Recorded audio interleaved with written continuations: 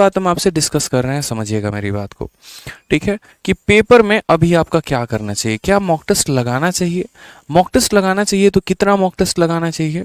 ठीक है, और अभी जो पेपर आ रहा है क्या उसमें आपका पेपर का पैटर्न बदलने से या जैसे नंबर ऑफ क्वेश्चंस मेंस में बदले हैं तो उससे क्या क्या प्रभाव होगा। सबसे पहली बात हम आपको ये बता देते हैं, इस बात को ध्यान रखना। देखो, एक स्टूडेंट यानी एक एस्पिरेंट के लाइफ में कई सारे स्टेज होते हैं, और ये जो सिलेक्शन है ना, ये अकेले आपका एक चीज़ पर डिपेंड नहीं करता है कि पढ़ाई पढ़ाई पढ़ाई। ठीक है, मैं आपको बताता हूँ यहाँ पे आपके लाइफ में जो सबसे इनिशियल स्टेज होता है वो क्या होता है। तो सबसे पहले आप प्रिपरेशन करते हैं। प्रिपरेशन आप कोचिंग लेकर करते हैं, प्रिपरेशन आप सेल्फ स्टडी लेकर करते हैं, प्रिपरेशन आप यहाँ पर ऑनलाइन ऑफलाइन अलग अलग जगह से पढ़कर करते हैं। लेकिन मेरे भाई, सिलेक्शन जो होता है वो एकमात्र प्रिपरेशन से नहीं होता, ये आपको मैं बता दूं।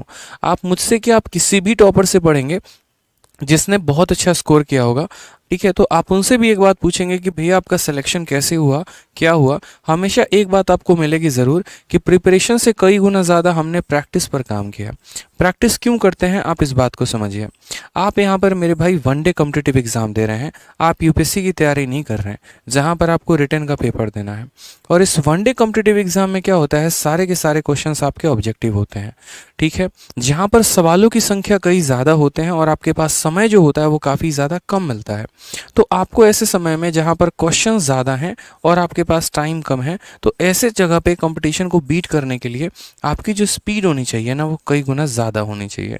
और स्पीड ज़्यादा कब आती है, स्पीड ज़्यादा सिर्फ और सिर्फ एक चीज़ से आती है, वो होता है प्रैक्टिस। आपकी पकड़ जितनी ज़्यादा अच्छी है, आपका कंसेप्ट जितना ज़्यादा क्लियर है, और कम समय में आप जितने ज़्यादा सवाल लगाएंगे आपके मार्क्स उतने बेहतर होंगे, और मार्क्स जितना बेहतर आप सिलेक्शन के करीब में उतना ही पहुंचेंगे। आज के समय में बच्चों को क्या है कि किसी भी तरीके से बस हमें सिलेबस को कंप्लीट करना है, हमें थोड़ा बहुत मेंसुरेशन पढ़ लेना है, थोड़ा बहुत ज्योमेट्री पढ़ लेना है, थोड़ा थोड़ा थोड़ा थोड़ा कर करके हम अपना सिलेबस अपने अनुसार कंप्लीट कर लेंगे, अपने मन को सेटिस्फाई कर लेंगे। हाँ, हमारा तो हो गया सिलेबस, अब आराम से हम पेपर दे पाएंगे। तो मेरे भाई, ऐसे मिथ से कभी भी सिलेक्शन नहीं होता, इस बात का ध्यान रखो।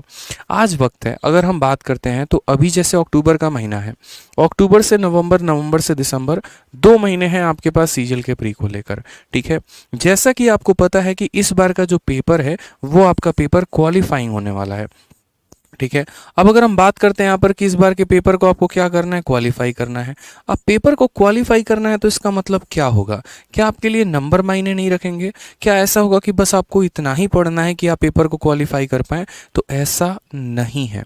ठीक है, आप इस बात को समझिए, हमें इस तरीके से नहीं पढ़ाई करना कि हमें पेपर को क्वालिफाई करना है। मैं आपको यहाँ पर बता रहा हूँ, अगर आप वाकई में सिलेक्शन लेना चाहते हैं तो आप शुरू से ताबड़तोड़ मेहनत करिए, और इतनी ताबड़तोड़ मेहनत करिए कि कम से कम इस बार का प्री का आप टारगेट लेकर चले खुद में कि भाई हमको 160 प्लस एट एनी कॉस्ट लेकर आना ही आना है। ठीक है, चाहे हमारा कट ऑफ 120 जाए, चाहे हमारा कट ऑफ 110 जाए, हमें इससे कोई बात का फर्क नहीं पड़ता है, लेकिन हमारे नंबर 160 प्लस आने चाहिए। ठीक है, प्रीवियस ईयर का आप जब मॉक दे रहे हैं, अलग अलग कंपनी होती हैं, टेक्स्ट बुक हो गया, और अलग अलग जगह पर भी बच्चे जुड़े हुए होते हैं, वहाँ जब आप मॉक टेस्ट दे रहे हैं तो आप अपने आप से वहाँ पर टारगेट दीजिए कि मुझे 160 प्लस नंबर लेकर आना है। ठीक है, इस 160 प्लस नंबर लाने के लिए आपको मैथ, इंग्लिश, रीजनिंग, जीएस चारों सब्जेक्ट पर फोकस करना पड़ेगा। हर एक सब्जेक्ट में बहुत अच्छा स्कोर करना पड़ेगा, जो जो गलतियाँ होंगी आपको उस पर काम करना पड़ेगा, तब जाकर आपके इतने नंबर आएंगे। अब बोलोगे सर क्या ज़रूरत है 160 प्लस लाने की, कट ऑफ अगर मान लीजिए 120 गया तो हमारे तो ये नंबर किसी काम के नहीं है। मेरे भाई, काम के हैं, यहाँ पर नहीं है लेकिन मेंस में ज़रूर है। ऐसा तो होगा नहीं ना कि कोई बच्चा प्री में 110 नंबर लेकर आएगा और मेंस में उसके पूरे के पूरे नंबर आ जाएंगे, ऐसा पॉसिबल है क्या। मेंस में भी तो अच्छा वहीं स्कोर करेगा ना जिसका प्री का स्कोर बहुत अच्छा होगा। और एक और बात आप समझिए, तो प्री के काफ़ी समय के बाद, मतलब काफ़ी कम समय आपको मिलता है मेंस के लिए, तो उस कम समय में आप यहाँ पर या तो अपना सिलेबस ही कंप्लीट कर पाओगे या प्रैक्टिस कर पाओगे, तो उसमें ज़्यादा समय आपके पास होता नहीं है। और इस बार तो मेंस में 2 और सब्जेक्ट आपके जुड़ चुके हैं, तो इस वजह से आपके पास समय और कम होगा, सिलेबस कई ज़्यादा होगा। तो इसीलिए अभी से एक काम करते रहेंगे कि प्रैक्टिस पर सबसे ज़्यादा फोकस करते रहेंगे, क्योंकि आप लोगों में से कहानी ऐसी भी होती है कि परसेंटेज के बाद प्रॉफिट लॉस में गए, परसेंटेज गायब हो गया, अरिथमेटिक के बाद एडवांस में गए, अरिथमेटिक गायब हो गया। तो पेपर के समय तक आप उसको रिटेन कैसे कर पाएंगे। तो पेपर के समय तक अगर आपको रिटेन करना है तो आपको मॉक टेस्ट देना ही पड़ेगा। ठीक है, मॉक टेस्ट में आप ऐसा कर सकते हैं कि जैसे सेक्शनल मॉक टेस्ट दे लीजिए। मैथ्स का एक सेक्शन का अलग मॉक टेस्ट हो गया, रीजनिंग का आप सेक्शनल लगा रहे हैं डेली के डेली, आप ऐसा भी कर सकते हैं, आप फुल लेंथ मॉक भी दे सकते हैं।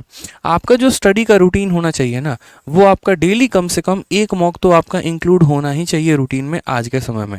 अगले 2 महीने तक जो बच्चा डेली मॉक दे रहा है, यूँ समझ लो उसका ग्राफ एकदम ऐसे धीरे धीरे धीरे धीरे करके बहुत ऊपर तक जाएगा। क्यों? क्योंकि वो तो पढ़ाई कर भी रहा है, साथ में यहाँ मॉक देकर 60 मिनट के अंदर पूरे 100 सवालों का भ्रमण कर रहा है, जिसमें 25 मैथ, 25 इंग्लिश, 25 रीजनिंग, 25 जीएस, सभी के सभी 100 सवालों को बहुत ही बेहतरीन तरीके से वो लगा रहा है। ठीक है, तो कहीं ना कहीं जब वो क्वेश्चन लगाएगा तो उसको तो दिखेगा ना कि हाँ उसके अलजेब्रा के क्वेश्चन गलत हो रहे हैं, उसका ट्रिको का क्वेश्चन गलत हो रहा है। फिर वो क्या करेगा? उसे छोड़ देगा? बिल्कुल भी नहीं छोड़ेगा। जब आप मॉक लगाओगे और आपको पता चलेगा कि आपके अलजेब्रा में तो स्कोर ही नहीं आ रहा है, उस केस में तुरंत भागोगे और अलजेब्रा की तरफ पढ़ाई करोगे। ठीक है, यानी एक तरीके से ये समझ लीजिए, तो ये आपका जिस तरीके से खून का जांच होता है ना, उसी तरीके से ये आपके नॉलेज का जांच है। ये बताता है बीमारी कहाँ कहाँ पर है, और उसके बाद यहाँ पर आपको उस बीमारी पर काम करना होता है। जो बच्चा अपने कमियों पर जितना ज़्यादा काम करेगा, उसका स्कोर उतना बेहतर होता चला जाएगा। तो आज से आप लोग अपने मन में ठान लीजिए एक बात, बहुत प्यारी सी बात है, कि आज से हम पढ़ाई तो करेंगे ही करेंगे, साथ में हम डेली एक मॉक टेस्ट देंगे ताकि हमारा लेवल इंप्रूव हो। मॉक टेस्ट के साथ साथ आपको बच्चे एक और काम करना है, और वो है कि आपको अपना एक डायरी ऑफ मिस्टेक्स बनाना है। ये डायरी ऑफ मिस्टेक्स की क्या ज़रूरत है? तो मेरे भाई, जितने भी मॉक टेस्ट में आप गलतियां करोगे ना, जैसे मान लो कि आपने पढ़ा, मान लीजिए जीएस का एक क्वेश्चन आया छोटा सा, कि गाजर में कौन सा विटामिन पाया जाता है। अब आपको पता ही नहीं है कि विटामिन ए होता है, विटामिन बी होता है, विटामिन सी होता है, और आप बार बार इन चीज़ों को भूल जा रहे हो, तो पक्का है कि पेपर में भी आप कोई ना कोई गलती ज़रूर करोगे ऐसा। तो इसीलिए जो छोटी छोटी गलतियां होती हैं, जैसे रीजनिंग में काउंटिंग फिगर की गलती हो जा रही है, आप एग्जैक्ट नंबर ऑफ ट्रायंगल या रेक्टेंगल काउंट नहीं कर पा रहे हैं, मैथ्स में आप बार बार मेंसुरेशन का फॉर्मूला भूल जा रहे हैं, तो ये सारे के सारे काम आपको क्या करना है? डायरी ऑफ मिस्टेक्स में मेरे भाई लिखना है, और आपको उसके ऊपर काम करना है। आप मिस्टेक्स में लिखो कि भाई ये मेंसुरेशन का फॉर्मूला बार बार गलत होता है, मैं डेली इसे रिवाइज करूंगा। ये वोकैबुलरी है, बार बार गलत होती है, हम इसे डेली रिवाइज करेंगे। ये स्टैटिक जीके का क्वेश्चन है, बार बार गलत होता है, डेली रिवाइज करेंगे। रीजनिंग का एक पर्टिकुलर ये चैप्टर है या पर्टिकुलर सीरीज है, ये पर्टिकुलरली हमें ध्यान रखना है ताकि हमारे पेपर में गलती ना हो। मेरा मानना ऐसा है कि अगर आप अपने हर एक छोटे छोटे लूपहोल्स पर काम करना शुरू करें, तो आप बहुत अच्छा परफॉर्म कर पाएंगे, और जितना अच्छा आपका परफॉर्मेंस, उतना बेहतर आपका सिलेक्शन। क्योंकि इस बार जिस तरीके से वैकेंसी है, इस वैकेंसी का जिस बच्चे ने फ़ायदा उठाया, जिसने अपने ऊपर काफ़ी ज़्यादा काम किया, गारंटेड है कि नौकरी वहीं लेकर जाएगा। ठीक है, हमारी जो बुक है 60 मॉक टेस्ट की, वो आ चुकी है। ठीक है, और 60 मॉक टेस्ट की बुक जो है वो मेरी मेंस की बुक है। जितने बच्चे इस वीडियो को देख रहे हैं, बड़े ध्यान से मेरी बातों को समझिएगा। 2 तरह के बच्चे हैं जो इस किताब को लगा सकते हैं। एक वो स्टूडेंट जो सिर्फ और सिर्फ मेंस की प्रिपरेशन कर रहे हैं, और एक वो स्टूडेंट जिनका मैथ्स का लेवल अच्छा है, जिन्होंने लगभग अपने चैप्टर्स को कंप्लीट कर लिया है। उनका टारगेट ये मेंस भी हो सकता है, अगला भी हो सकता है। वो अभी से इस किताब को लगाना शुरू कर दें। इसमें मैंने 60 मॉक टेस्ट दिया हुआ है मेंस के हिसाब से। जैसे 30-30 क्वेश्चन का आपका मॉक टेस्ट होता है ना, उसी के हिसाब से जो बच्चा प्री का तैयारी कर रहा है वो भी इसे दे सकता है, क्योंकि प्री में 25-25 क्वेश्चन के मॉक टेस्ट होते हैं, और मेंस में 30-30 क्वेश्चन के मॉक टेस्ट होते हैं। आप इसकी अभी से आदत लगाएंगे तो आपको बहुत फ़ायदा होगा। इसमें मैंने कुल मिलाकर 6 अलग अलग सेक्शन मैंने बांटे हैं। ठीक है, और वो 6 अलग अलग सेक्शन हमारे क्या हैं, मैं वो भी आपको बता देता हूँ। मॉक टेस्ट के बारे में थोड़ी सी खासियत आपको जाननी बहुत ज़रूरी है। जैसे ये कंप्लीट बुक है, इस तरीके से इसके अंदर 6 मॉक टेस्ट हैं। एक तो जितने प्रीवियस ईयर के जिस्ट हो गए, जो टॉप क्वेश्चंस हो गए, उनके 10 सेट बनाए हैं। ब्रेन स्टॉर्मर्स मेरे भाई, दिमाग की हिला के रख देगा भाई, दिमाग की मतलब ऐसी तैसी हो जाएगी इन क्वेश्चंस को लगाओगे तो। मेंस का बाप है ये लेवल, ही है ब्रेन स्टॉर्मर्स जब लगाओगे तो। ये खुद क्रिएट किया मैंने बैठ के, सारे क्वेश्चंस खुद बनाए हैं, ज्योमेट्री के, ओलंपियाड के, ऐसे ऐसे क्वेश्चंस है ना, लगेगा फील आएगा कि बना रहे हो यहाँ पे। फिर उसके बाद यहाँ पर ICAR CPO DP head constable के टॉप क्वेश्चंस के यहाँ पे विद सॉल्यूशंस। फिर उसके बाद सीजल 2022 के पेपर, और ये 2 स्कोर बूस्टर है जो मैं प्रिपरेशन करवा रहा हूँ आपको यहाँ पे। तो अमेजन और फ्लिपकार्ट दोनों जगह पर अवेलेबल है। इसके पहले कि आउट ऑफ स्टॉक हो जाए, परचेस कर लीजिएगा। सर्च करने के लिए या तो 60 mock test by Aditya Ranjan type कर लो, या दोनों जगह पर बस मेरा नाम टाइप कर लो, पीली कलर की ये किताब आएगी, आप परचेस कर पाएंगे। दोनों जगह आदित्य रंजन टाइप करना आ जाएगा और उसके बाद यहाँ से आप परचेस कर सकते हो। ठीक है, बुक को मंगाओ और मंगा कर घर में रखना नहीं है, पढ़ना है भाई, सीखना है इसको, इसीलिए तो मंगाया है यहाँ पे। यकीन मानिए ये आपके लेवल को बहुत ऊपर लेके जाने वाली है। बहुत दिल से ये किताब बनी है। ठीक है, अच्छे से इस पे मेहनत करो आप लोग।